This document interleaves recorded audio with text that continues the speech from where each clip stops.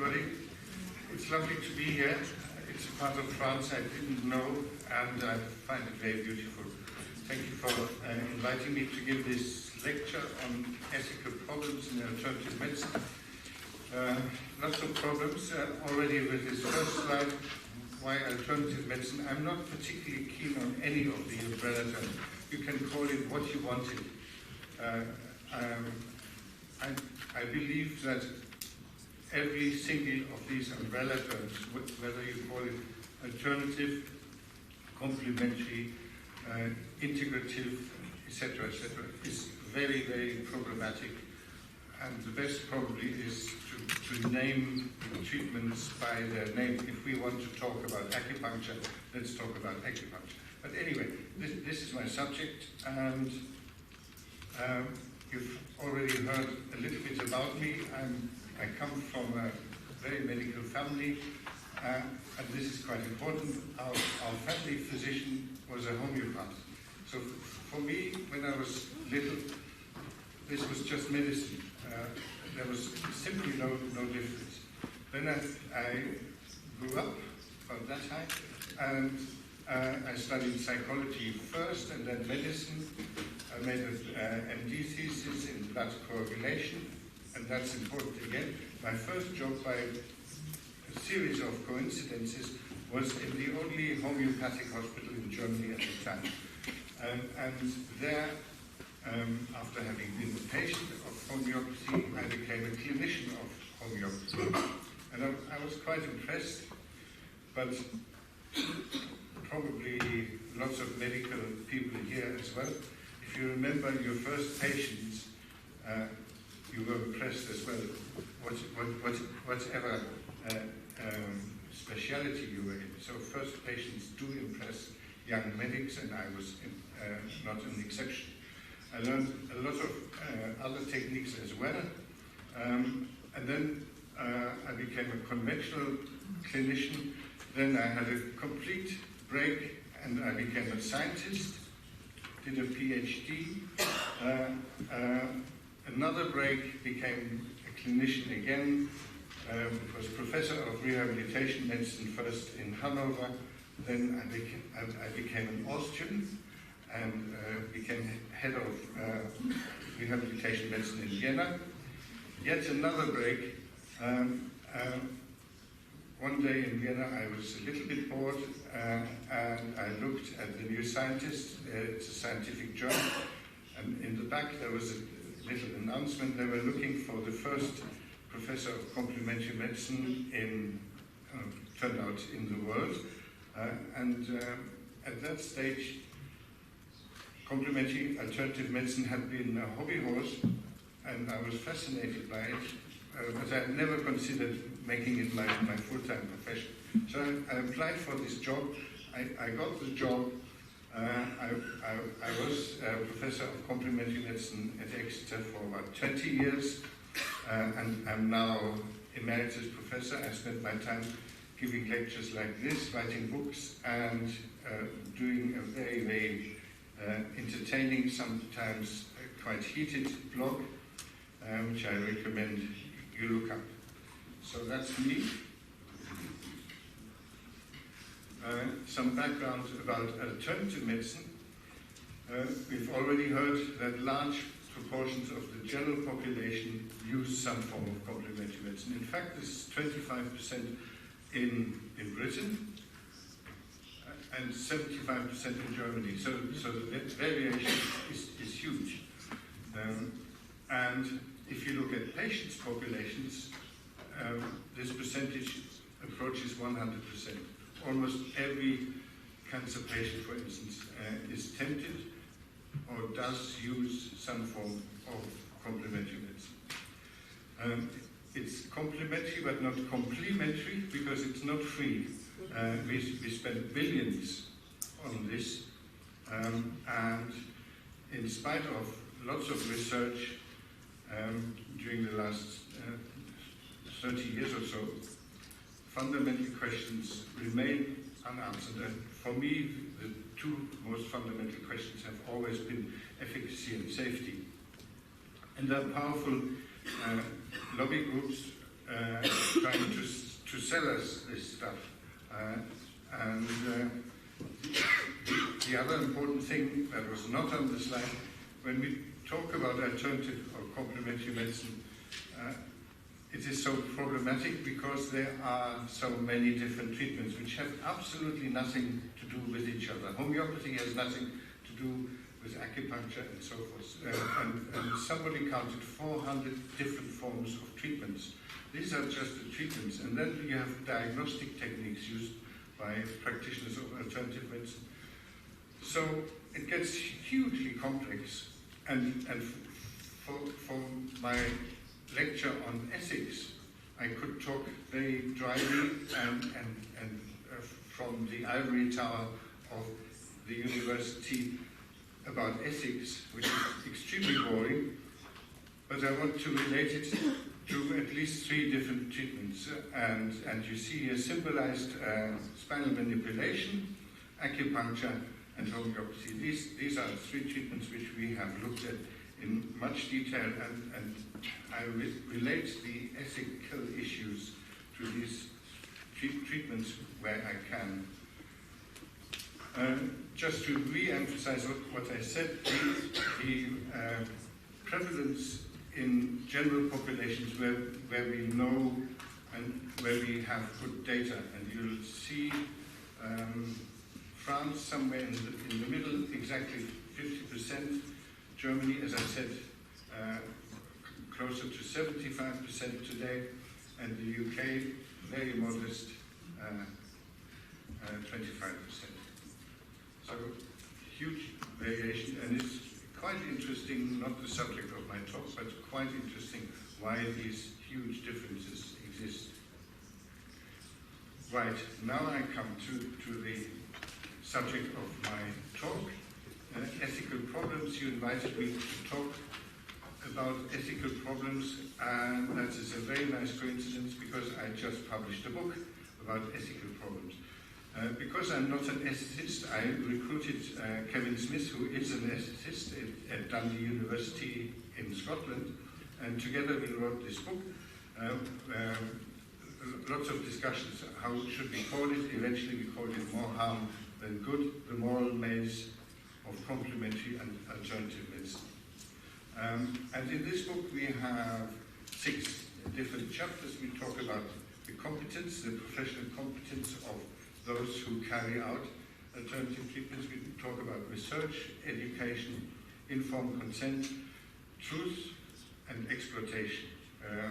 And these are just some of the, we could have extended the subject areas, but we were happy to cover these 6.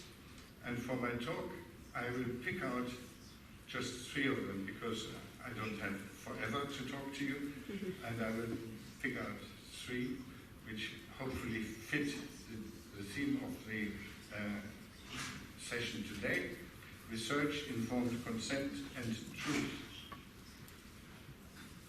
Research is the first one, and like with all these subjects, you have a whole list of different issues. So ethical problems in research can relate to poor methodology. It is quite easy to argue from an ethical standpoint that poor methodology is unethical, because you're wasting time, you're wasting the patient's cooperation, you're wasting, you're possibly misleading the public, etc. So that's a problem. Fraud, of course, is a problem. I forgot to say that the ethical problems in alternative medicine are the same problems as in any other medicine, but the emphasis is perhaps a little different. So fraud can be a problem, and we know that, and I've seen plenty of cases of fraud in alternative medicine, I can tell you. The failure to declare conflicts of interest, I'm coming back to that a little later, which is also a problem for research, of course. Suppression of negative results. We can see this when we do systematic reviews of all trials. We have methodologies to estimate how many trials in this package that we have found to evaluate are missing They have disappeared in the drawers of researchers who were so enthusiastic and didn't produce the positive result that they had hoped for, and therefore they're never published and suppressed. And perhaps most suitable for this session today, unsuitable study designs. And this is the subject that I chose, and I'm going to show you an example, because otherwise any talk on ethics is pretty boring. This is a trial, actually a very good trial, or apparently very good trial. It was a randomized clinical trial, RCT, large sample, over 1,400 patients. They were suffering from asthma, and they were treated with acupuncture plus usual care for asthma, or usual care alone. And here's the question mark. What do you think the result was? The result was that acupuncture plus usual care is better than usual care alone. And the conclusion, this is a quote, acupuncture increased quality of life of asthma patients. Why on earth do I think this is unethical? It follows what I call the A plus B versus B design. Acupuncture plus B usual care against usual care alone. This study design is very, very popular at present. And I will show you that this study design cannot possibly generate negative results. It's not a suitable method for testing the effectiveness or efficacy of a therapy. Why? Because A plus B is always more than B. It's very, very simple.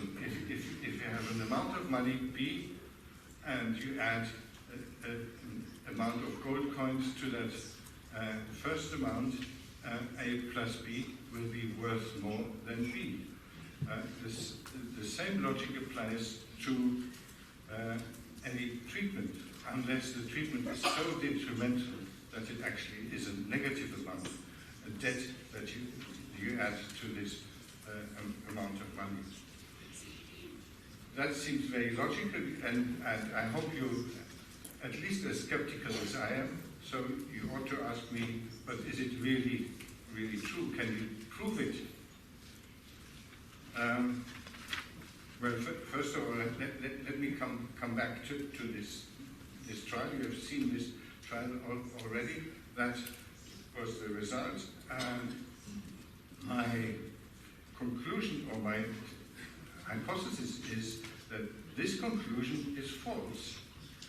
And the many, many conclusions of similar trials are equally false. They're false, and they're unethical because they're false, because we know before we started the trial that this would generate a positive result. So here comes your skepticism. You now must ask me, am I dreaming, or am I fantasizing, or do I actually talk the truth? We looked at this in relation to acupuncture, and that's 13 years ago.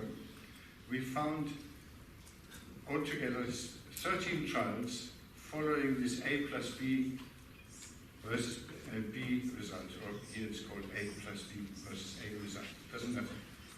We found 13 randomized clinical trials, and all 13 showed positive effects.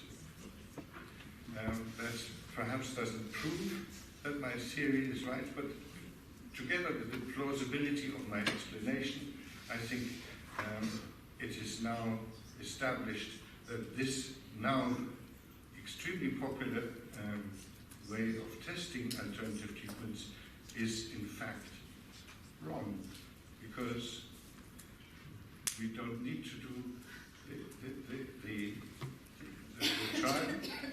We know we have a study design that by definition can only produce a positive result. Science, I need to remind you, is for testing, not for proving something. And this trial design cannot test anything at all because it's always positive. If we know the results before the research has started, it is unethical to do the research. Very simple, but true. If we know the research can only produce positive results, it is unethical, it's an unethical abuse of science. Science is not for doing that sort of thing, but it's for testing, and testing needs to be a test. There need to be some positive and some negative results when you properly test. Okay, that was my first point. My second point, informed consent. You know all that informed consent is a conditio sine qua non, a precondition without which we cannot possibly practice all this research. Informed consent means to a patient we need to explain the diagnosis, its nature, its natural history, what happens if I don't treat you, you have asthma or you have back pain, what happens if I treat you, what happens if I don't treat you, that sort of thing. I need to explain to my patient what the most effective treatments are for his or her condition, and I need to propose a treatment, say acupuncture, and I need to explain its nature, if possible, its mode of action, certainly its effectiveness, and most certainly its risks, and possibly, if the patient pays himself or herself, the costs. So that is informed consent, and it should be happening in any good medicine. But does it happen in alternative medicine? This is Samuel Hahnemann, who 200 years ago invented homeopathy. When my wife is angry with me, she says I look like him. So homeopathy is based on two principles. Like cures like, and less is more. That's how I formulated. Hahnemann said this firstly in Latin and much more complicated. But like cures like means if I cut an onion, my eyes start watering. Therefore, I, as a homeopath, would treat watery eyes like hay fever with onion. And I don't use the onion pure, but I dilute. Homeopaths call this potentiation, and they think that by potentiating the onion, it gets not weaker, but stronger, and therefore less is more. So, homeopathy, there have been about 500 trials and about 50 systematic reviews, and many official bodies have looked at it. 3 days ago, the French Academy of Medicine and Pharmacology published a statement which concurs with the 2014 statement from the National Health and Medical Research Council of Australia. And this is a quote: "The evidence from research in humans does not show that homeopathy is effective for treating the range of health conditions considered." In other words, it's a placebo.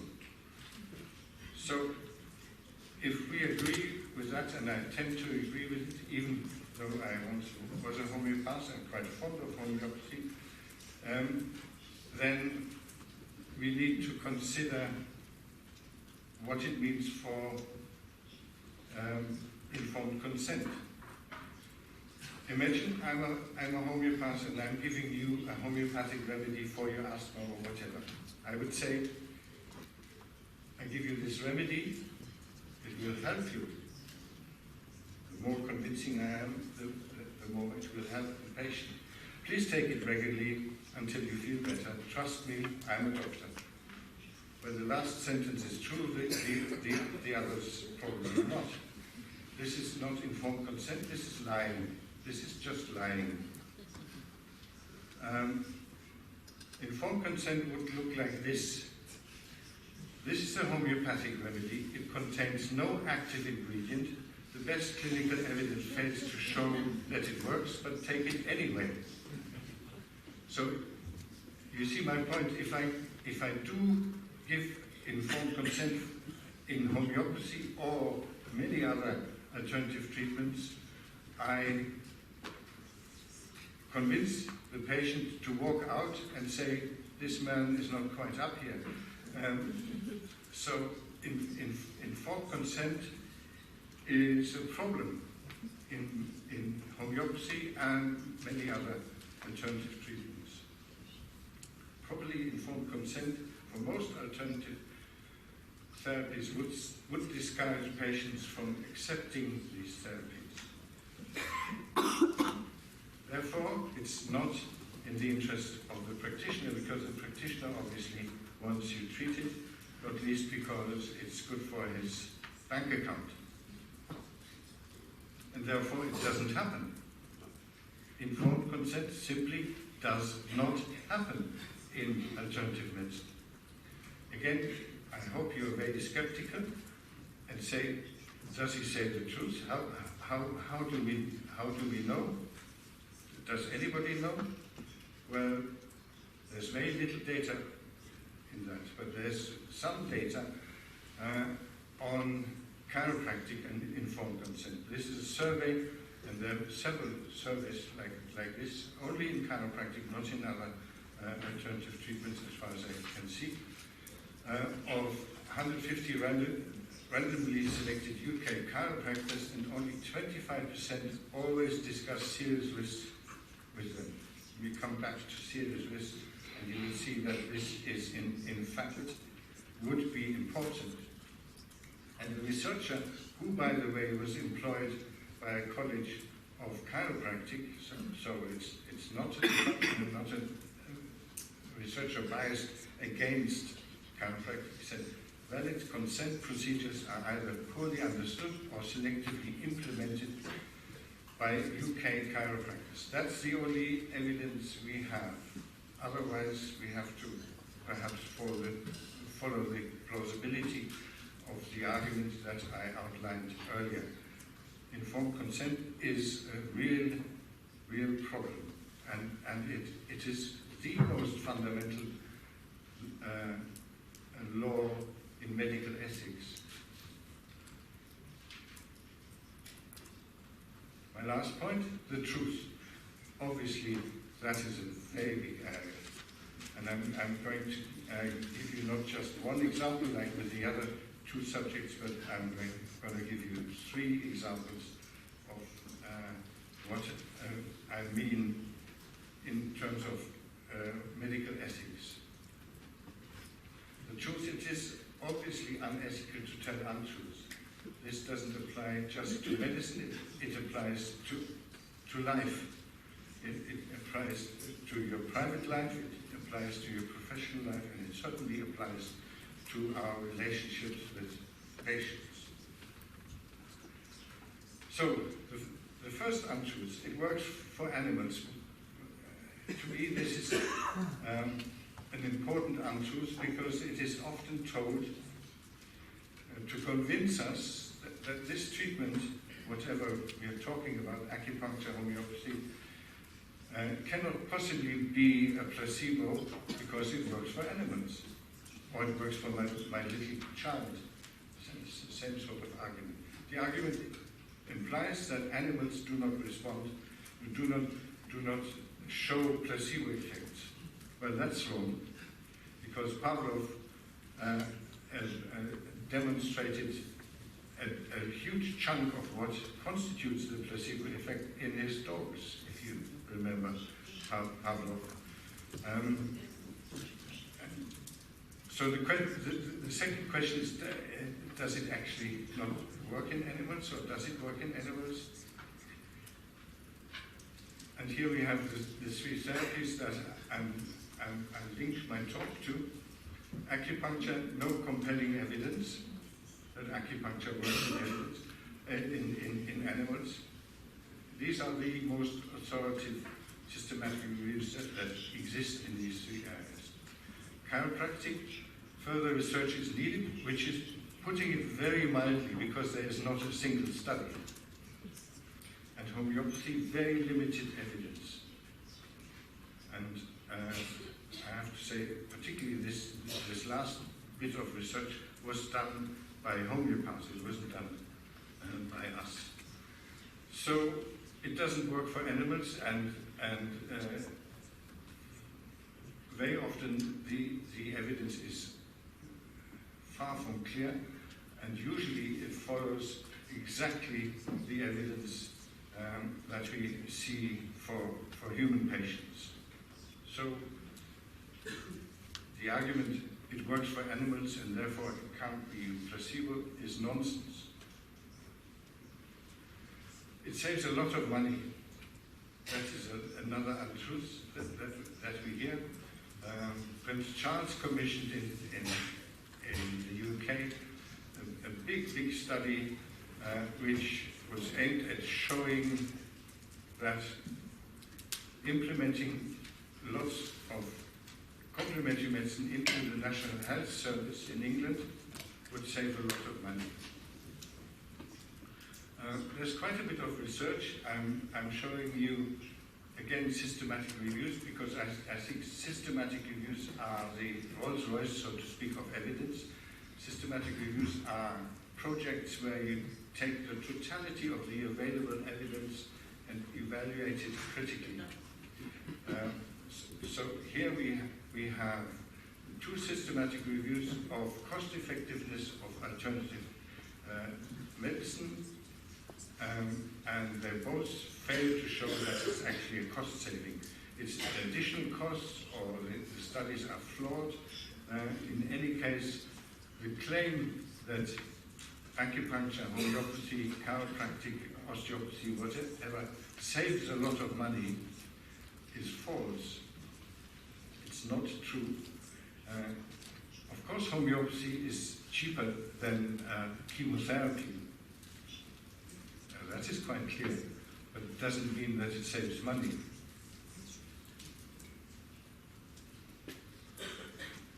And here we have the third untruth, my last untruth. It is harmless. We have heard this already this morning. These treatments are basically free of side effects, quite the opposite of the nasty conventional medicine that we tend to give our patients, which are so full of side effects. Let's look at this in some detail. And when I started in 1993 at Exeter, I declared that the safety problems of alternative medicine are possibly the most important research subject for me, because these treatments are out there. You go out and walk a few hundred meters down the street, and you're likely to find an osteopath office, and these treatments are being practiced over and over and over again. As researchers, even more important than to establish whether they work, the issue whether they do harm is really, really essential. And 25 years ago, the consensus was they are harmless. They don't do any serious harm at all. So this is seen from acupuncture. It's usually not quite so dramatic, but this is obviously a sitcom. And in 1996, we published a large survey of over 3,000 users of alternative medicine, and we found at that stage that 30% of those who used acupuncture claimed to have some adverse effects. At that time, this was so sensational that we managed to publish it in Nature, which arguably is the best science journal you can publish it. Since then, lots of people have done studies, even larger studies than our 3,000 sample, and 30%, figure was amazingly accurate. It is between 10 and 13% of patients having some sort of adverse effect of acupuncture. These adverse effects are very mild. They relate to bleeding, hematoma, to pain when the needle is being stuck in. So acupuncturists say we can forget about them. And okay, let's be generous and let's forget about them. So they're mild, but they're still present, and it's important to know about them. But in addition to these relatively mild adverse effects, we have serious complications of acupuncture. And the most common complication is the pneumothorax, which is basically sticking needles into the lung. If you acupuncture on the upper thorax, the lungs are in a slim person, not in me, but in a slim person, about that far away. So with the length of an acupuncture needle, you can go into the lung, and then you have a pneumothorax, which is deflating the lung. If you do that on both sides, and acupuncture is often executed symmetrically, then you have a double-sided pneumothorax, and you have a medical emergency. The other thing that can happen with acupuncture is that you acupuncture here at one point over the sternum, and 6% of the population have a hole in the sternum without knowing it, because it's covered with tendons and you cannot feel it. But the needle goes right through, and it goes into the heart, and then you have a cardiac tamponade, and you certainly do have a medical emergency, almost in most cases a dead patient in front of you. So 86 deaths have been reported after acupuncture. Coming back about these absolute figures, which probably you don't find very, very impressive. But these are deaths. Well over 500 cases of pneumothorax have been reported after acupuncture. So to say acupuncture is completely harmless is wrong. It's just not true.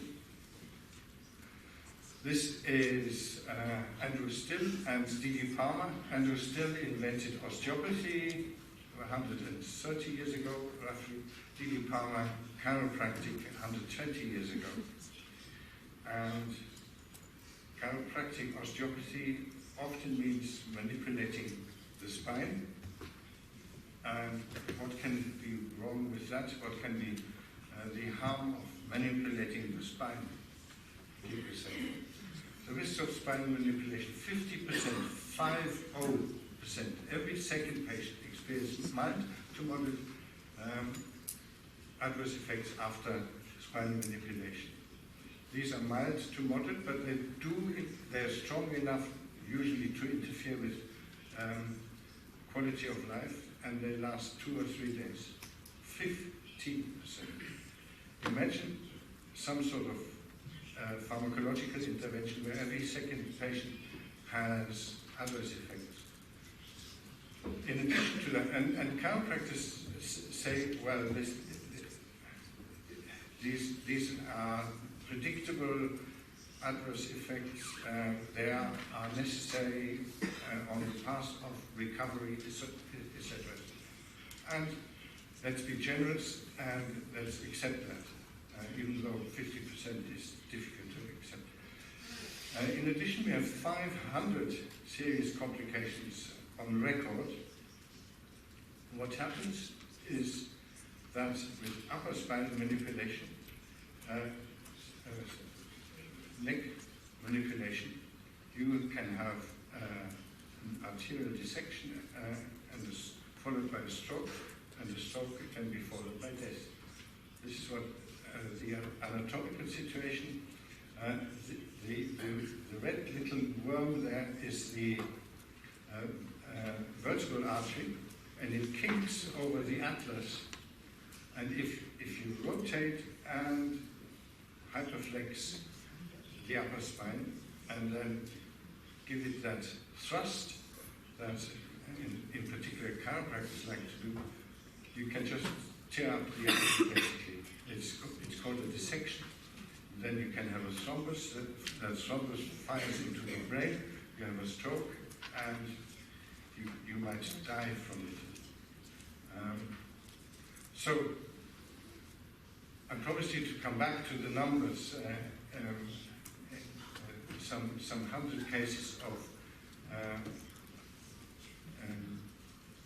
complications after acupuncture, some 500 cases of complications after spinal manipulation.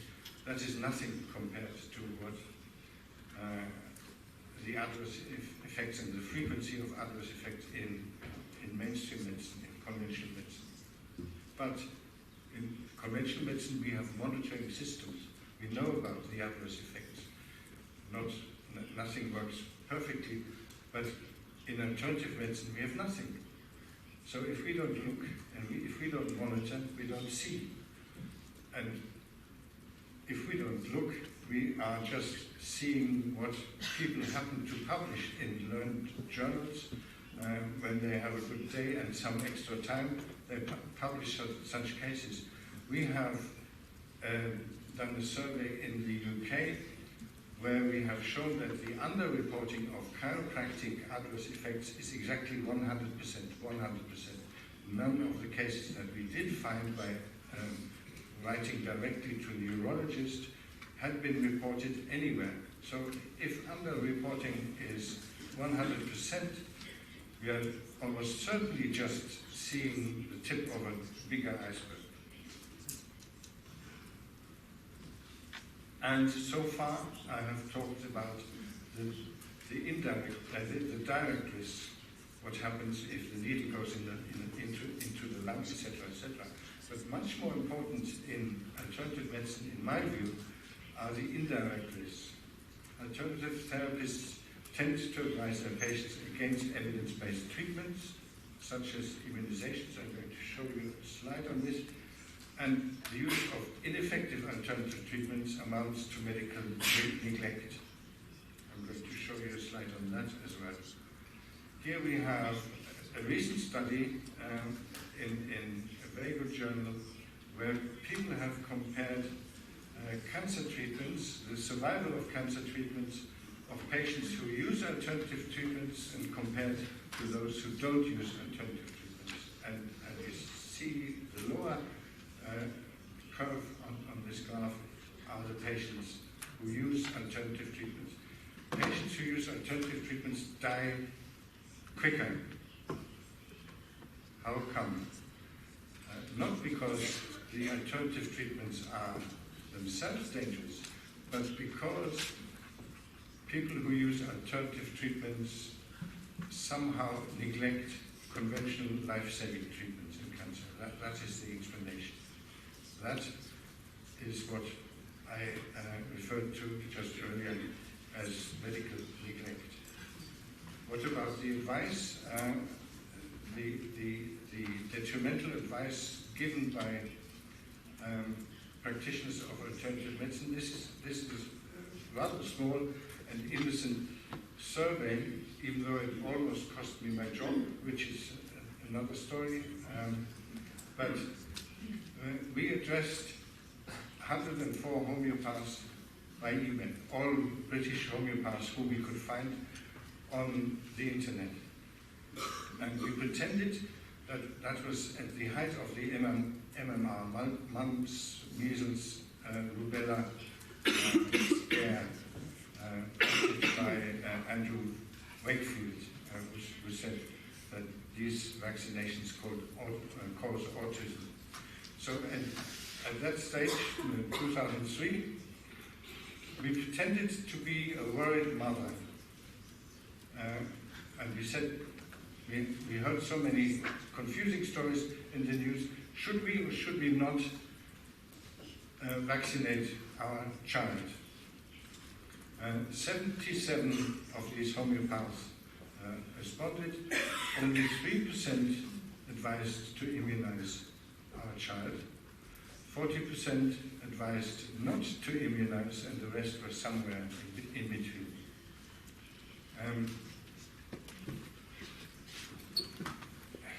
This sort of result has been confirmed over and over and over again in different countries, in Germany, not sure about France, but certainly North America.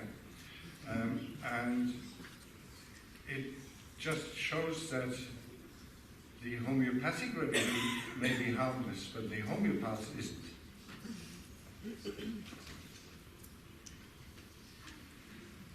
And just briefly coming back to conventional medicine, you would think this man here, me, is talking so much rubbish because he's talking about the risk of alternative treatments, while the risk of conventional treatments are so much more prominent. I agree they are much more prominent, but evaluating a treatment by its risk is very silly. Evaluating it by its effectiveness is equally silly. We do, as good doctors, always do in our brain mini risk-benefit analysis.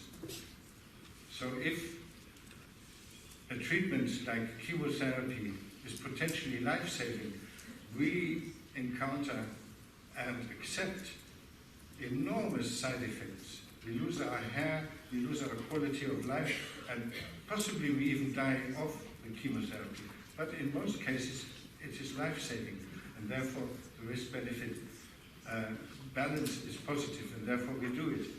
If a treatment that is virtually risk-free, like homeopathy, no risk, has also no benefit, then what do we do with the risk-benefit analysis? I've shown you it's not risk-free because the homeopath may bear some risk for the patient. So any such risk-benefit analysis of, for instance, homeopathy would not be positive. And therefore even the risk of chemotherapy, as one example of a very risky conventional treatment, is more positive than that of homeopathy, I would say. Right, I have bombarded you with lots of information. The end is near, and I'm going to draw some conclusions. Alternative medicine poses numerous ethical problems. I have only scratched the surface of some of them, and there's so many more. And if you're really interested, you might go to the library and read our book on it, which I think is the first that looks at it from a pragmatic standpoint. These problems are usually ignored. I'm sure that many of the ideas that I tried to convey to you are entirely new to you, at least in an ethical context. And the reason why they are not are pretty obvious, because adhering to accepted standards of medical ethics would render the practice of most alternative medicines impossible. There's much more on my blog on this, and there's also a book in French, actually, that Simon Singh and I published, where you can read up more, and it should be in your library. You don't even need to buy it. I thank you for your attention and look forward to a good discussion.